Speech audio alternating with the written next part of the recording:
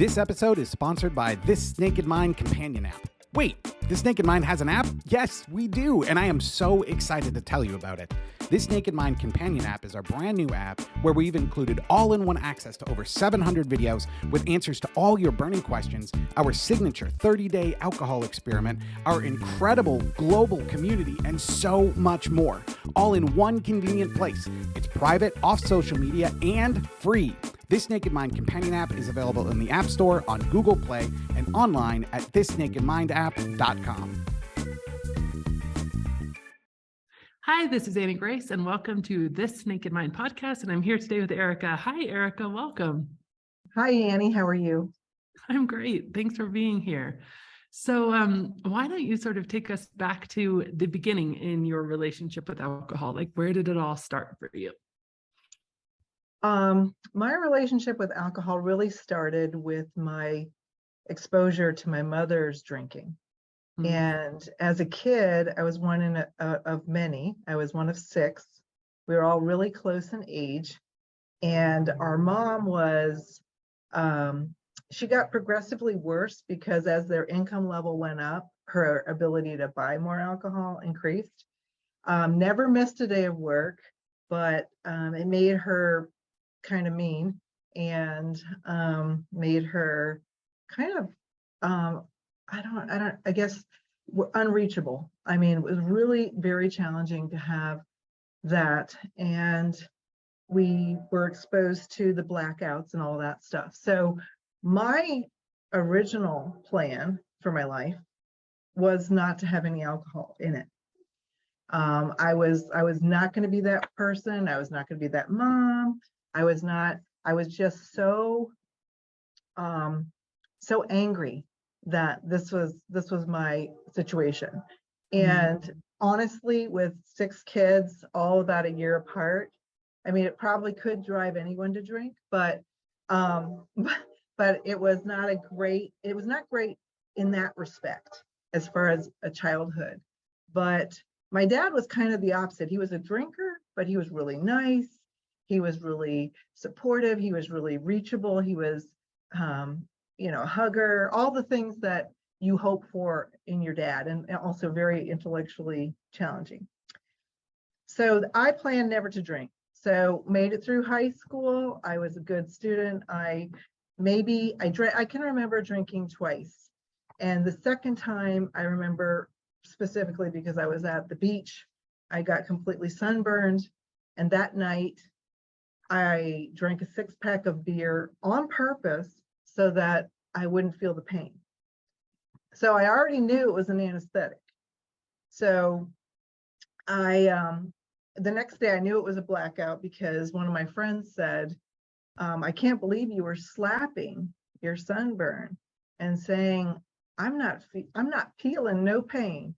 And so it was a joke. It was a joke. And I was like, well, I did manage to anesthetize myself, and then went on to college, went to a really, in my opinion, at least for my level of intellect, it was extremely challenging.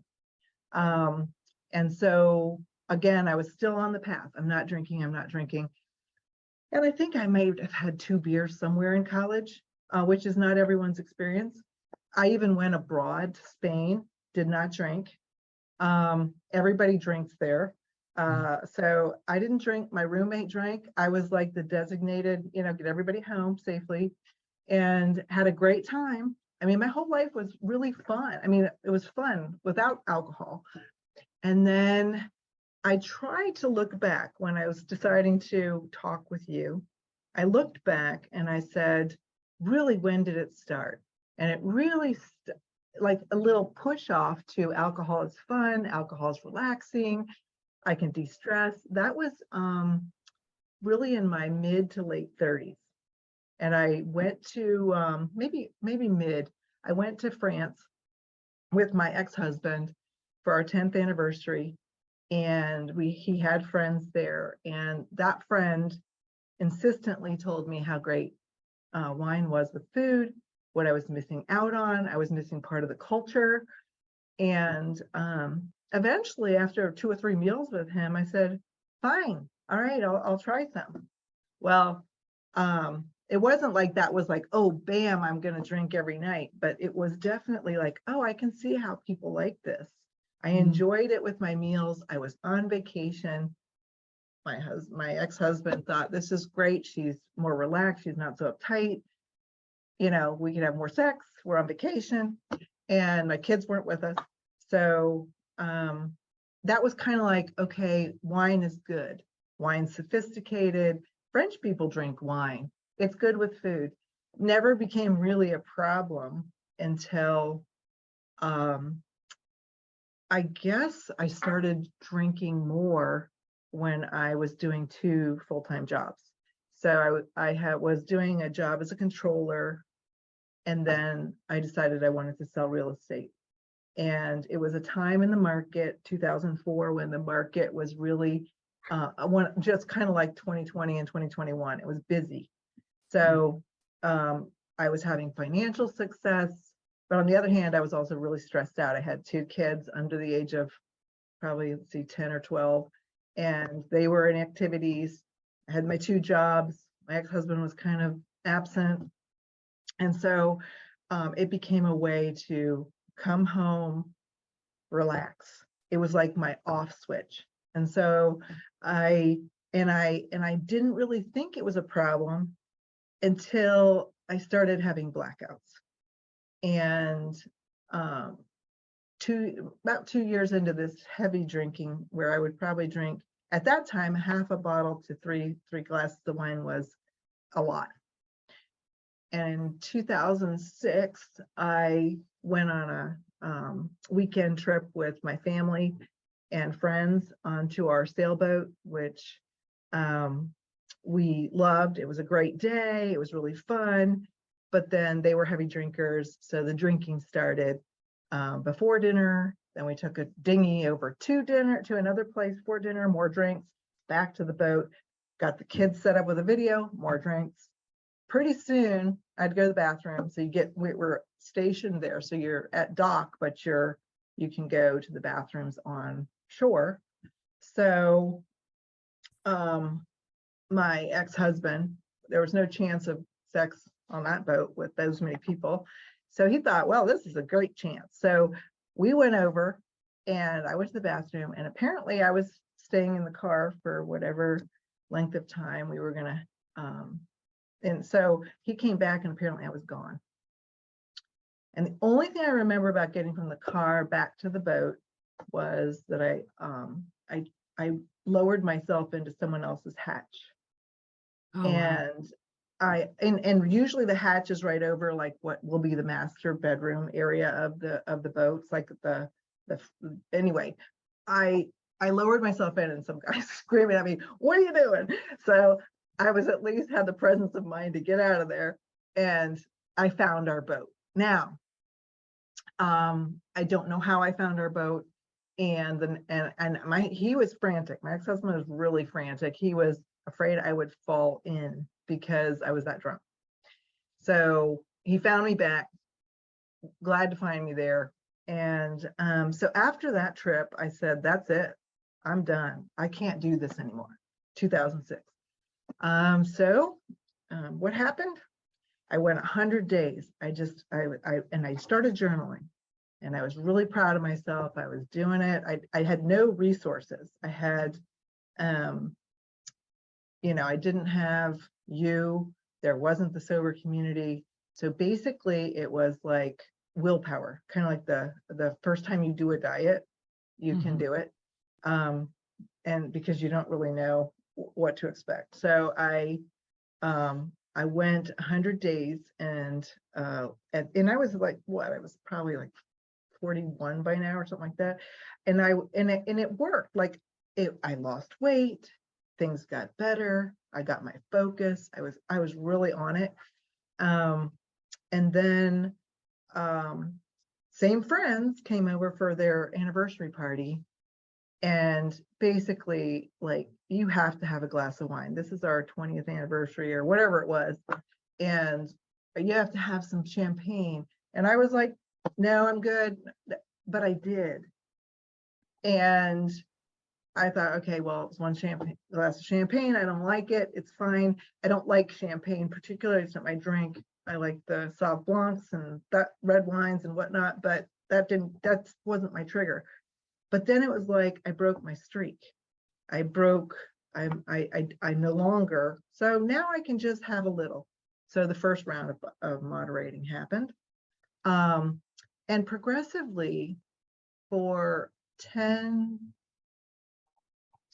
I guess almost 15, I guess 15 years.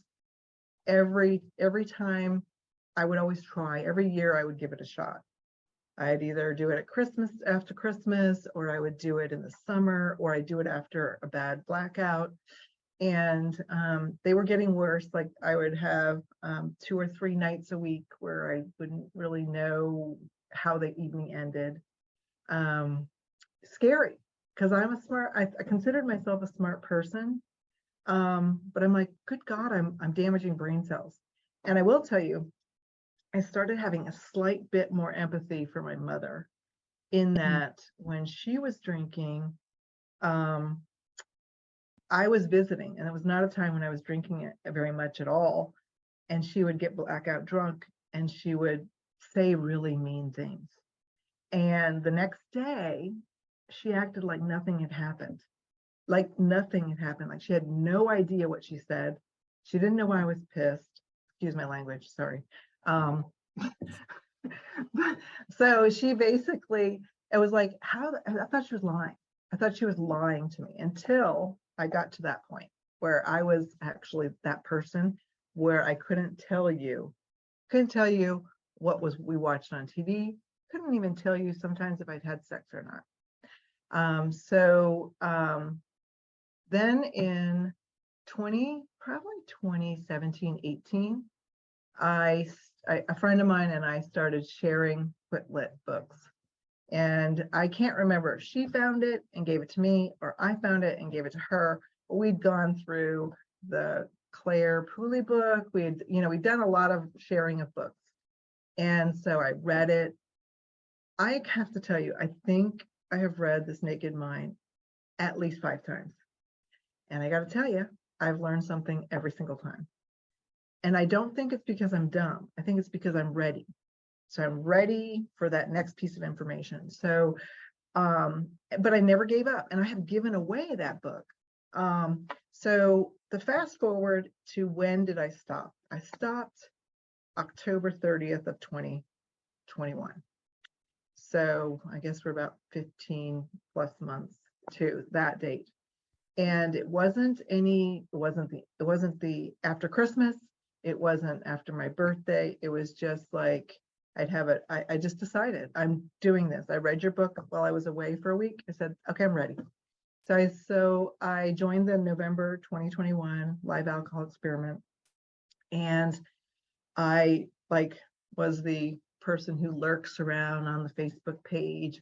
I went and I did the work. I listened to every coach. I love the coaches.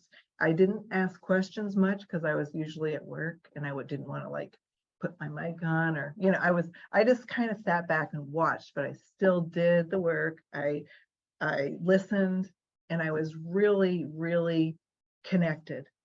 And then I had not planned, this is the end, this is forever. So but at the end of November, we were chatting with each other on the Facebook page, and a couple of people said, we have to start a separate group. And so we started our separate group, and 1 or 2 said flat out, that's it, I'm done. And I said, I don't know if I'm done or not, but I'll tell you what, I'll commit to another 30 days. Because I think somewhere at the end of that, it's like lengthening, let's try that. And so then I did lengthening for another 30 days. And then I said, oh, what the heck, I'll do the 100 days of change next. And I'll tell you, I thought, well, I don't have coaching, I don't have any videos, but I did have videos. Maybe the coaching's what I need. Nope. It was like just enough, a snippet every day for 100 days. And I just kept feeling better, and my husband, my current husband, thought I was just taking a break, and he thought I was doing it to lose weight, as I usually did. And I said, I'm just taking a break. I don't know how long it's going to be. And I don't think it really clicked to him until June of last year, which was we were on our first bigger vacation together in Portugal, having a fabulous dinner. And I had already resisted it was the last night of the trip. And he'd have and I'm going to tell you, in Portugal, you can find at the ice cream shops, you can find any drink you want to have. I mean, you can find it in ice cream shops. It's cheap. It's less expensive to get a glass of wine than it is to get a cappuccino, because I got a lot of cappuccinos and enjoyed every one of them. But the last night he says, this is really, really good. You should really try it. It's the last night. And I said, I'm not trying it. I don't need it. I don't want it. And that was our turning point, where he really understood I wasn't doing it anymore. I wasn't going to drink anymore. So then he started calling up, hey, I'm going to the Total Wine. Do you want me to get you some more alcohol-free beer? And I said, sure, pick out something special. So he would pick out, some German alcohol-free beer for me. So he became able to transfer that attention that he would get me a glass of wine to get me something special. So that's kind of where I am. Also in 2022, my son, who was also a very heavy drinker, he's in his late 20s, he had blood work done because he had to go to the ER for something else. And my ex-husband called me and said, hey, I'm taking him to the ER. He's got really bad flu symptoms. I said, make sure they run every test they have. And they did. They were good. And the doctors came in and said, you know what? You've got elevated liver enzymes. You've got a liver that's inflamed. You got to stop drinking. But first they said, do you drink? And he goes, yes. He answered it honestly. And they told him that. Now I then detoxed him, but I was ready. I was able. Any other time in my life, I would not have been sensitive. I wouldn't have pushed anything. I would have just said, well, he's an adult, whatever. I'm a bad example, but he was proud of me. He was proud of me for not drinking. So anyway, he did detox at my house. It was not pretty. I took him to the ER because I was worried. He was worried. And then he did the May. Yes, the May. I said, you have to try something. You have to pick something to do. And he did the May alcohol, live alcohol experiment, read the book, did the journaling. And I really don't know where he is exactly in that journey, because I think it is a personal thing. I know he knows the information. He's super smart. He probably memorized your book. He has a photographic memory. But I mean, at least I was able to help him. So that's kind of a nutshell, Annie. Oh, that's great. What a good telling of your story. I really appreciate that. So in this experience, how has it been with some of those friends? I still have most of my friends drink a lot. Tonight I'm going to dinner where everybody will be drinking quite a bit. But after they realized it was not for my New Year's resolution, it wasn't for a weight loss program, it wasn't for anything else, I just show up with my little alcohol-free beers and my seltzer and just say, you know what, I've got my own drinks, just put in a pretty glass. And I don't judge. I really, the last thing I wanted when I was drinking was for someone to count my drinks or say something to me. I mean, even if I'd needed it, I didn't want it. So I don't do that. I did go to a party a couple weeks ago, and one of the people, or the host, brought out a game. And I have never had so much fun or so much connection. Everyone else was drunk. They probably don't remember it, but we had so much fun playing that game. And during that game, it was one of those like games where you get to know people, kind of an icebreaker, because we didn't really know, none of us really knew each other. And so you pick a question, and it was like, what is some resolution, some self-improvement you've tried to do, and what were the results? And the guy says, well, I tried to lose weight, that didn't work. I tried to stop drinking, that didn't work. He named about 4 things that didn't work. And so the next day, and I was sitting next to him, I quietly said, well, I tried to stop drinking and I did.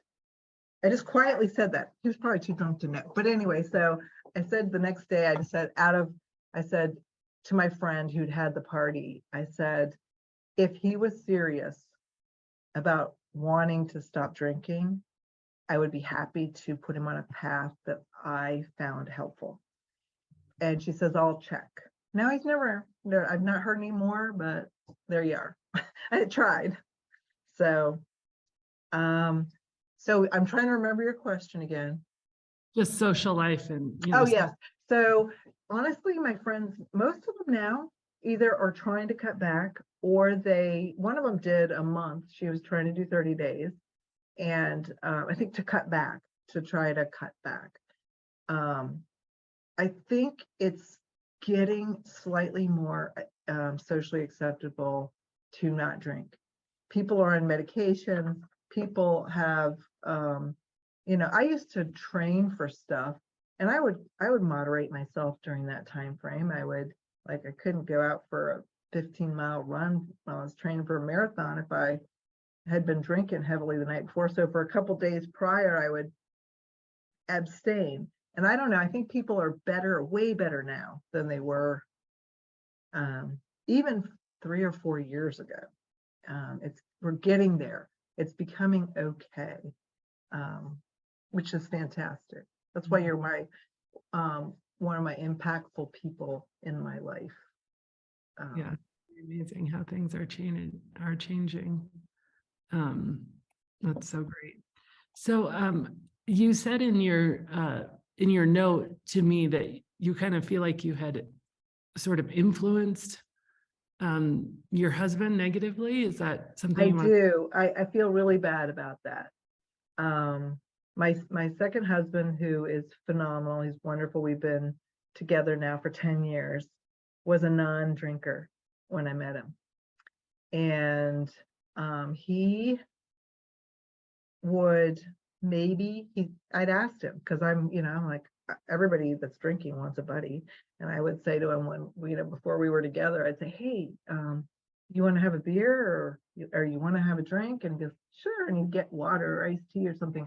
And so we would go to functions, because we were in a service organization together, and he would every once in a while take a sip of my wine. And I was so defensive, because when you go out to a restaurant, a lot of times the glasses are small. And so I didn't want to miss any of my wine. And so I'd say, well, get your own wine. So eventually, one time he did. And when we first started living together, he would say to me, are you going to drink wine again today? And I'm like, yeah. And so and at that time it was like kind of scaled back. It was maybe 2 glasses a day. And little by little, he joined me. Mm-hmm. and started finding his favorites. And then we started going to wineries. And he wants to go to New Zealand, but I don't think he wants to go to New Zealand anymore, because one of the primary things is New Zealand's Sauv Blanc is world renowned. I mean, he thinks that's the reason one of the main reasons you'd go and check them all out. So I feel really bad that is something that I influenced. I mean, he does not blame me. He sees it as a pure enjoyment. And I'm like, yeah, but that's, if you have to have it every day, it's medicinal, and I know it is a chemical necessity. When you get it in your system, you want more, your brain wants more. And I get it. I totally get it. but I feel bad because he now has, his glucose has gone up. He's getting older. We're getting older. And it's like, the older you get, the worse it is. So he's, and it's like, okay, so you're gonna take medicine. And all I said to him one time was, you might just want to try and see if cutting that, because he's cut a lot of things out of his diet. And that's the one thing he says he does not want to cut out. And, but he doesn't drink as much as we did together. Cause I think when I was drinking with him, I'd be like, okay, just one more. And so I think he would drink more, because I wanted more. And I'll tell you, honestly, we were glass for glass, literally side by side, measuring to make sure we had the same amount. And I mean, that is my biggest regret, is just that his health is going to take a hit because of me. But I also know it's a personal choice for everyone. I just wish he hadn't followed my negative lead. So that's one of my regrets. It's the only person I've actually kind of pushed that direction, I think. But it's interesting. And I do wonder if it would have, gone that way sort of eventually, but I think hard to tell, because he was a heavy drinker as a young person. And then he has epilepsy. So when you drink and you're dehydrated, you increase your possibility of seizure activity. And so when he was a young father originally, I think he decided, that's it, I'm not gonna drink, or drink very little. But his medicine will greatly, will fix a lot of that stuff. And so he hasn't had that negative repercussion of that. So, but it's not good for me. And I tell him regularly, I wish I hadn't ever introduced you to that. But what does he say? what he says, no, I love it. So it's, and all I can do is just keep being who I am, doing my thing. And hopefully, and also I told him, and I said this, I said, we have 3 grandbabies that were born in 2022. One of them, I swear to God, was conceived the night I decided I wasn't drinking anymore. Because of his age, it exactly lines up. The universe, like, she's stopping, he's going to be born. And so I told him, I said, we have to be, because my mother came and watched my kids on that trip. I went to Paris, and I wrote her about 10 pages of instructions on what the kids were doing, who went to preschool, what time for everything, and on every single paragraph, and please don't drink, and please don't drink, and please don't drink. And I'm like, oh God, I can just see her face, her eyes rolling, because I did that. But God, I keep losing my train of thought. But anyway, so I told him I wasn't going to ever have our kids have that fear, that they couldn't entrust their children to us because we might drink too much. And so he's hardly drinks anything when they're over, or when the kids are with us, because they live close by. But it's made it possible for me to be really present when they were first born, and now as they're growing. It's so important to me to have that in my life, because I did not have the grandparent thing. Yeah, so great. So how is what else has sort of improved? Well, I think my focus has improved. I've seen movies that apparently I've seen before, and now I can remember that I've seen them. That sounds ridiculous. I think I am more compassionate towards people who have had this problem, or have this alcohol use disorder. I think I'm more compassionate. It's given me more space and time to explore things I used to do. I used to knit and crochet, so now I am knitting and crocheting. I decided I wasn't going to just knit a scarf last summer, and I actually knitted a sweater. And I actually knitted 3 sweaters. But basically, I've been able to enjoy things that, to me, I would look back and go, well, why would anybody do that in the evening when they could drink? And for me, it's like, I can sit here and enjoy my time with people and do something that relaxes me. And so that's really good. It's also made me realize that I don't have to do everything at once. So I gave myself a lot of space when I stopped drinking. It was like, eat what you want, exercise however much you want, do whatever you need to do for yourself, to give yourself this space to do it. And then now, I mean, I'm like, okay, I feel great. I had some injuries, I couldn't really run, but now it's like, I'm starting to feel better. But I'm going to give myself the space to work into it, because I'm 58 years old. You know, I don't need to really, like, I'm not winning any Olympic records or anything like that, but I can rebuild that portion of my life, which was very fulfilling. And I am developing amazing relationships with my grandbabies. I'm going to be the grandma that they, you know, that the people that talk about losing their grandmother and having that person having an impact in their life. I want to be that person. So it's given me the opportunity to do that. So That's just awesome. That's so cool. Well, let me ask you the question that I kind of end these with, which is, if you were going to go back in time and talk to the girl who went into the wrong boat and, you know, was worrying her husband, what would you say to her about what life is like now? I tell her, your idea of trying to stop in your 100 days, that was awesome. You are okay. There are not the tools that you are available now to you.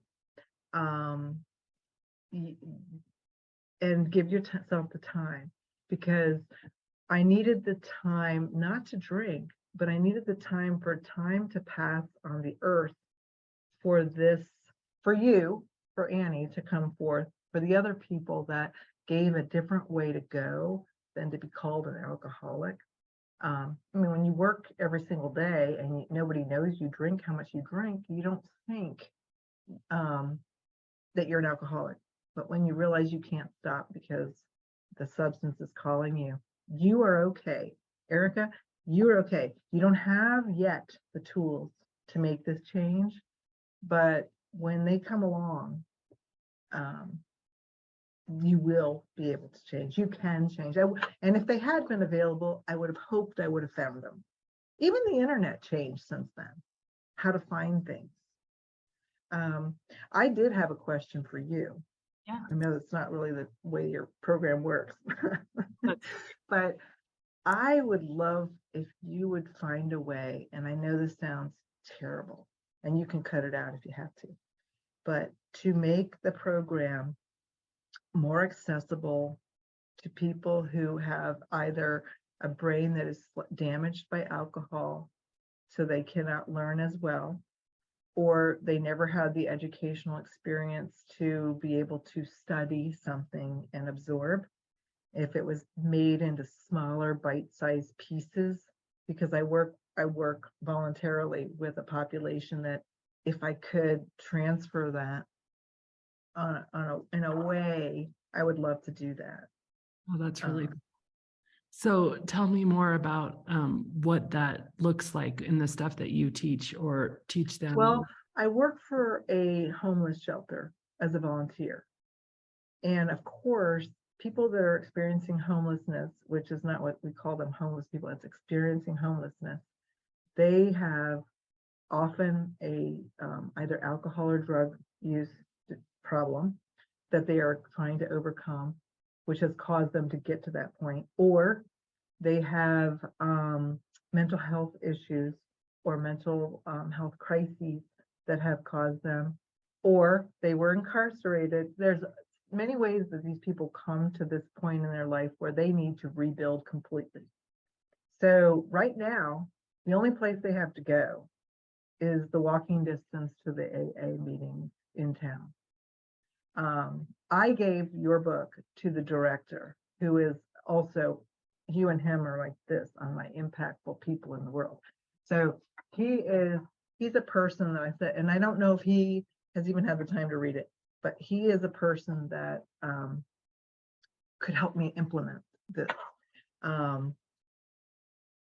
So I just want to have an access point where, even if it's like a short video clip in a conversation about this new way of thinking, because honestly, if you've already lost everything, you already feel powerless. There's no reason for you to go to a meeting every day and be told that. Yeah. I'd rather say it's a problem. You're taking responsibility now for your life. You're going to start working on your, you're getting a job. You're going to start working on your health. You're going to start maybe rebuilding relationships with family that you've damaged. And you're going to study this and move forward. But I do think, I read your book at least 5 times, that it is something that's really dense for many people. And I just think the layers are so good that I'm just not sure how to transfer that. Yeah, that makes a lot of sense. I have one of my things that I'm really passionate about, based on some personal experiences and some experiences in my family, is, I really would love to create a foundation that could be focused on bringing this work into prisons and into foster care systems, but focused on the people losing their children from alcohol, and feeling so powerless against it. My sister-in-law grew up in the foster care system, and her mom actually ended up dying in the hospital, having to be intravenously, given alcohol in order to keep her alive, because oh my God, chemically and dependent she was. And she just so desperately wanted to be a good mom and wanted to love on her daughters, but she was totally incapable of doing it based on how far things had progressed with her. And so I think that it's really an important conversation. And I can't pretend that I have any idea how to start a foundation or how to, go about all these things. But I also feel like when the, time is right, that there will be opportunity to do that sort of stuff. One thing that I would tell you really tactically is that I did write a kid's book. So it's called Buzz to Buzzkill, and it's illustrated. So it might be something that is helpful as a first step, because, I wrote it and I had my 10-year-old read it, my 12-year-old read it, and all these, really digesting some of the key ideas around what alcohol is. So it's not this huge deep dive like This Naked Mind, obviously, but it might be a starter. A start. Yeah, absolutely. Yeah, and I think that might be it. I'll grab that one too. I usually have to order your book about every quarter because I hand it out. Oh, that's one thing. I won't keep you. I know it's Friday for you too. Oh yeah, no problem. This is great. I really appreciate the conversation. It's just awesome. But what were you going to say?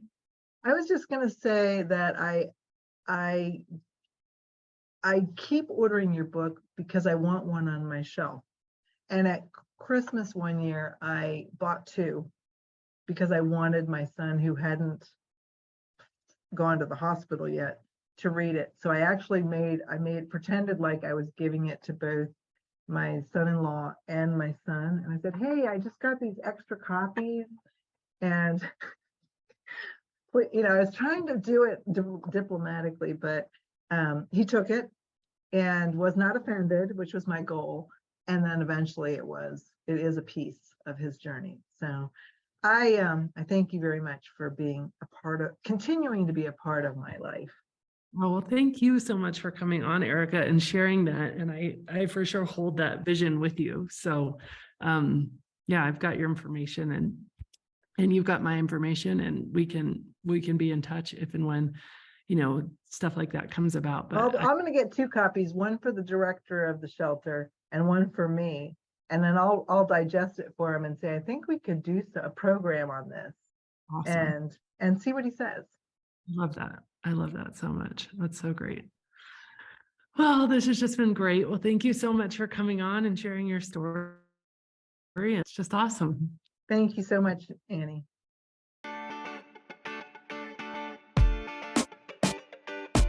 Wouldn't it be great if our children never had to go through the pain and challenges that we faced in our own relationships with alcohol? That's my greatest wish for my own kids, and it's why I created the most important course that I've ever offered, How to Talk to Your Kids About Alcohol.